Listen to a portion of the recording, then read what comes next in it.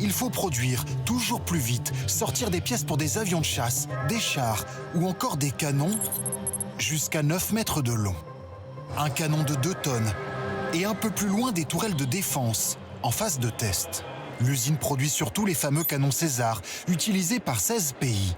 L'Ukraine à elle seule doit en recevoir 113 d'ici la fin de l'année. À 5 millions d'euros pièce, ils se sont révélés redoutables face aux Russes, devenant aux yeux du monde une arme qu'il faut posséder. Sans trop faire de bruit, la France est en fait devenue l'un des plus grands armuriers de la planète et même deuxième plus gros exportateur au monde derrière les États-Unis. Dans son arsenal, des Rafales, des sous-marins, des canons. Mais l'enjeu numéro 1 depuis la guerre en Ukraine, c'est de produire des munitions. Et là aussi, la France possède un savoir-faire et des usines comme celle-ci. Des obus d'une portée exceptionnelle. Des délégations étrangères ont même visité ces lignes de production pour les importer dans leur pays, notamment au Moyen-Orient.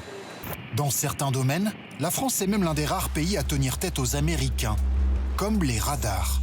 Celui de Thales peut détecter un missile à 400 km à la ronde. Depuis la guerre en Ukraine, la production a triplé.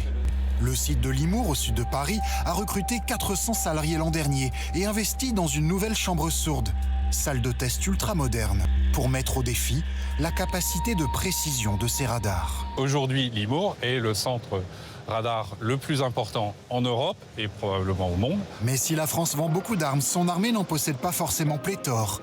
Notre pays n'affiche en 2024 que le 7e budget militaire dans le monde et dépense 12 fois moins que les États-Unis.